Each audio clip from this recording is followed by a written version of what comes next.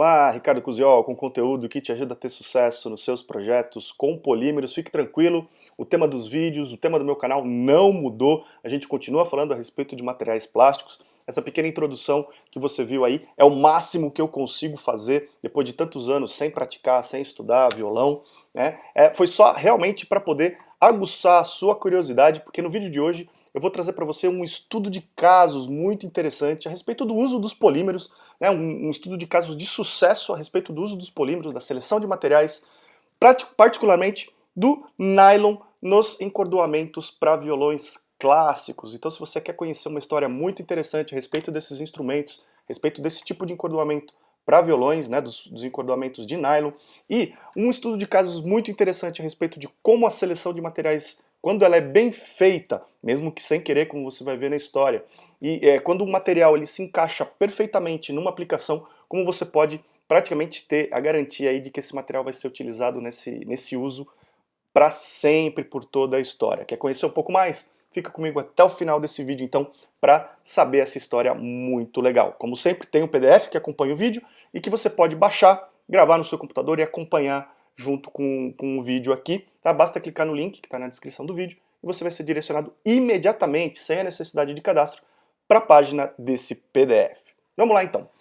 Primeiro, eu acho que é interessante contar um pouco da história, né? Por volta aí de 1800, final de 1800, dos anos 1800 e início dos anos 1900, existiam basicamente, depois de uma grande evolução aí do instrumento, né, do violão, existiam basicamente duas filosofias de construção de equipamentos, de instrumentos, que eram a filosofia germano-americana, que basicamente eram instrumentos bastante robustos em termos de construção física e que se utilizavam das cordas de aço, né, um tipo de material, um tipo de encordoamento que promove um som um som com o que se chama de um ataque maior, um som que pega mais no ouvido, um som que se projeta mais alto, tá?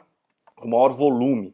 E a filosofia de construção dos instrumentos do modelo espanhol, que basicamente são os violões clássicos, né, e a evolução do violão clássico como a gente conhece hoje. Tá? E esse tipo de instrumento, né, do modelo espanhol, o violão clássico, ele se utiliza, ou se utilizava, de encordoamento feito de intestino de animais, né, de como cabras e ovelhas, que recebiam um tratamento, depois de removidos, né, eles recebiam um tratamento, eles eram fiados, eram secos, eram tratados quimicamente para evitar a sua degradação, e depois eles eram trançados para a fabricação dos encordoamentos de instrumentos musicais, como dos violões clássicos. E esse tipo de encordoamento, ele perdurou até mais ou menos meados dos anos 1900, até a época da Segunda Guerra Mundial. E ele tinha uma vantagem de ter um som bastante agradável, né? Esse tipo de encordoamento tinha um som bastante agradável, ele exigia menos da construção do instrumento, né? Você não precisava ter um instrumento tão robusto, com uma construção tão pesada, o que deixava os instrumentos um pouco mais baratos. Porém, era um encordoamento que ele em si, o encordoamento, ele não era tão disponível, né, porque não era uma fabricação a nível industrial, era uma fabricação praticamente artesanal, então a disponibilidade desse tipo de encordoamento era limitada, e também a durabilidade e a qualidade do som após algum tempo de uso, ela caía rapidamente. Então, por volta aí da Segunda Guerra Mundial, né, logo após a Segunda Guerra Mundial, existiram algumas iniciativas para buscar alternativas. Essa iniciativa, as histórias são diversas aí, mas elas convergem mais ou menos para os mesmos nomes, né? Um fabricante de instrumentos, né, um fabricante de violões americano chamado Albert Augustin, ele estava buscando algumas alternativas a esse encordoamento mais tradicional, para que ele pudesse ter um som semelhante, mas alguma coisa mais sustentável, mais durável, né, mais sustentável do ponto de vista de fabricação em alta escala, né? E também alguns artistas, né, o mais notável da época aí é um violonista clássico espanhol chamado Andrés Segovia, que né, diz a história que depois de algumas apresentações nos Estados Unidos, nas quais ele acabou ficando sem opções de encordoamento, né, disponibilidade de encordoamento de intestinos de animais, logo depois da Segunda Guerra ela caiu bastante, né, já era algo difícil, e depois da Segunda Guerra caiu bastante, então ele começou também a procurar alternativas.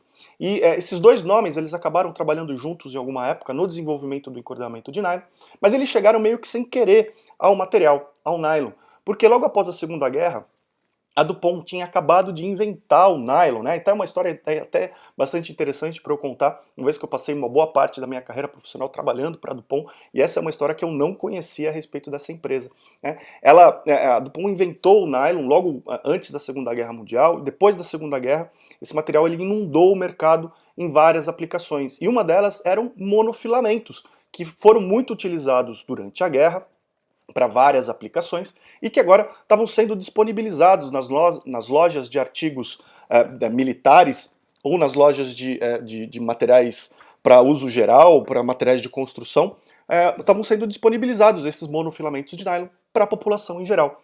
E o André Segovia e o Albert Augustin encontraram esses materiais disponíveis, fizeram alguns testes e acharam muito interessante. Se aproximaram da DuPont e falaram, olha, eu quero desenvolver esse encordoamento. A DuPont ajudou, patrocinou com envio de materiais, envio de informações, suporte técnico para eles, e então se iniciou o desenvolvimento das cordas, né, do encordoamento de nylon para violões clássicos, e que, no fim das contas, se tornou um grande sucesso, e é um material que a gente usa até hoje, praticamente, talvez, para não falar 100%, talvez 99% dos encordoamentos de instrumentos, de violões clássicos são feitos hoje com um material nylon, tá? Com as poliamidas de vários tipos, né? O tipo 6,6 foi o primeiro que foi utilizado, mas existem também encordoamentos feitos com nylon 6 e nylons de cadeias longas, como o nylon 612 e o nylon 12, ok? Inclusive, curiosidade, alguns fabricantes de cordas de nylon, né, de cordas para violões clássicos, ainda hoje comercializam os seus produtos com a marca DuPont, né, uma das primeiras empresas aí que participou do desenvolvimento dos encordoamentos de nylon. Agora, por que o nylon caiu como uma luva? Por que essa seleção de materiais, por que esse material se encaixou tão bem nessa aplicação e ele é utilizado até hoje praticamente sem nenhuma alternativa, né?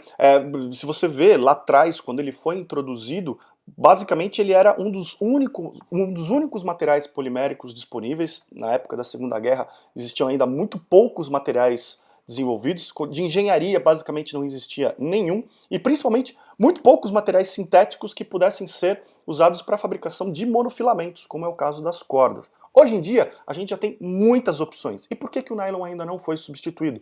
Porque, primeiro, o som que ele produz foi e é muito próximo ao que era produzido pelos encordoamentos feitos com intestinos de animais. Talvez ele seja até superior em termos de projeção, o quanto que você consegue emitir desse som, né? O volume do som talvez seja até melhor do que o encordoamento original. O som, o tipo de som que um encordoamento de um violão ele emite, ele depende de alguns fatores, saber, né? Ele depende do diâmetro, então você percebe que o encordoamento ele tem diferentes diâmetros, né? As diferentes cordas do violão ela tem diferentes diâmetros, isso faz com que o som seja diferente entre elas. Depende da rigidez do material de construção desse encordoamento, então você vê cordas de aço que tem uma rigidez diferente, tem som diferente das cordas de nylon. Ela depende da densidade do material de construção e da corda em si, então você percebe que as cordas mais baixas aqui no violão, elas produzem sons mais agudos, enquanto as cordas mais altas, né, os famosos bordões, né, eles produzem sons mais graves, mais baixos. Isso porque a densidade das cordas muda. As cordas mais baixas aqui no violão, as primeiras cordas, elas são cordas sólidas, né? Elas são feitas basicamente de um monofilamento de nylon. Já os encordoamentos mais altos aqui, os mais graves, eles são feitos por multifilamentos de nylon revestidos com um filamento metálico de cobre ou de prata, enfim, de algum material metálico. E isso faz com que não só o diâmetro, mas também a densidade mude e mude o som. Se você quiser entender um pouco melhor como é que é essa relação, no PDF eu trago algumas informações adicionais. Obviamente, do comprimento, né? O comprimento da corda, ele influencia o som que ela emite, então se você muda o comprimento da corda, você muda o som que ela emite, e obviamente a tensão, né? O quanto você tensiona a corda muda o som que ela gera. E com todas essas combinações, o nylon ele acabou gerando um tipo de som muito bom, muito parecido com o tradicional, muito agradável, e por isso ele praticamente não muda. Outros materiais que poderiam ser utilizados atualmente, né, como por exemplo os poliésteres, eles mudam, eles têm rigidez, eles têm densidade diferentes, e se fabricados da mesma forma, eles não teriam provavelmente o mesmo timbre, não teriam a mesma qualidade sonora. Outra coisa que faz com que o nylon seja muito bom para essa aplicação é a durabilidade. Comparado com os encordoamentos de intestinos de animais, as cordas de nylon duram muito, mas muito mais, né? Eles são materiais que praticamente não se degradam como se degradavam as cordas feitas com intestinos de animais. Eles perdem propriedades também, como eu vou falar daqui a pouco, por outros motivos, mas em termos de durabilidade ele ganhou demais comparado com as cordas tradicionais, tá? Ele absorve menos água, as cordas feitas com intestinos de animais absorviam muita umidade, então a cada apresentação, variação ambiental, ela tinha um som diferente, você perdia a afinação muito rapidamente. Com as cordas de nylon isso já não acontece. Apesar dos nylon absorverem água, né, a velocidade com que ele ganha e perde água e a quantidade que ele absorve são muito menores do que as comparadas com o encordamento tradicional. Outra coisa é que a resistência mecânica das cordas de nylon é muito maior, elas se quebram com menos facilidade, ao passo que não exigem uma construção mais robusta do instrumento. O instrumento também não precisa ter um alto custo de construção para suportar a tensão necessária para as cordas de nylon. Isso também é um fator muito bom. E a perda de tensão que o nylon sofre, né, a perda de afinamento que o nylon sofre, é muito inferior comparado com os encordoamentos tradicionais também. Ele mantém a afinação durante um tempo muito maior comparado com os encordoamentos tradicionais. Por esse motivo, ele foi um grande sucesso e praticamente até hoje ele não é substituído nessa aplicação. Hoje estão começando a aparecer algumas alternativas de materiais fluorados, algumas outras alternativas, mas ainda muito, mas muito realmente embrionário, nada que venha ameaçar a dominância do nylon nessa aplicação. Como nada é perfeito, o nylon tem alguns problemas sim nessa aplicação, e alguns são bem interessantes do ponto de vista técnico para a nossa discussão. O primeiro deles é a absorção de água, né? Como a gente falou, ela é muito menor do que o encordoamento tradicional de intestinos de animais, porém ela ainda existe, e o que pode fazer com que as cordas de nylon, de uma época para outra do ano, ela acabe variando aí o seu dimensional, acabe variando a rigidez em função dele ganhar ou perder umidade, e com isso você precisa ter uma afinação mais constante das cordas de nylon comparado com outros tipos de encordoamento, por exemplo, os encordoamentos de metais, tá? Uma outra questão muito importante, que inclusive é uma das principais causas de você precisar trocar os encordoamentos de nylon, não é nem a quebra, mas é sim o fenômeno que acontece com os materiais plásticos, e eu tenho vídeo aqui dos meus canais falando a respeito da fluência a frio ou do relaxamento de tensões, que é pelo fato de ser um material polimérico, as moléculas desse material, quando tensionadas, como elas estão aqui no encordoamento, as moléculas tendem a deslizar umas sobre as outras, fazendo com que esse material, com o tempo, ele vá perdendo a tensão. Você aplica uma tensão para afinar a corda e com o tempo essa tensão vai diminuindo devido ao escorregamento molecular. E isso faz com que o material, então, perca afinamento. E não só isso, ele vai perdendo o seu dimensional, vai perdendo o seu diâmetro também, vai aumentando a sua rigidez. E com isso, se você lembra que esses fatores influenciam o som que a corda emite, depois de um determinado tempo, a corda já não pode mais ser afinada. Então você violonista que tem cordas de nylon não sabe por que depois de um tempo ela não dá mais afinação, né? O pessoal fala assim, ela não dá mais afinação. Provavelmente é por causa disso. A corda já sofreu um processo de relaxamento de tensões, as moléculas já se movimentaram muito comparado com a corda original. Ele já mudou as suas características de rigidez, as suas características dimensionais, de diâmetro, então você já não consegue mais ter a mesma qualidade sonora que você tinha quando essas cordas eram novas. Tá? E, como resultado disso, ocorre o que a gente chama de deformação permanente. A corda ela tende a ficar maior do que ela era originalmente. Né? Ela diminui o seu diâmetro, fica mais longa e isso acaba mudando a característica sonora do material. Inclusive é muito comum, depois que você troca o encordoamento de nylon, você percebe que ela já não tem mais um formato uniforme, ela fica mais rígida, ela fica toda deformada, exatamente porque a geometria dessa corda, com o tempo, com a tensão aplicada, ela se deformou permanentemente. E isso também impede que você tenha a mesma qualidade sonora, exigindo que você troque esse encordoamento por um novo.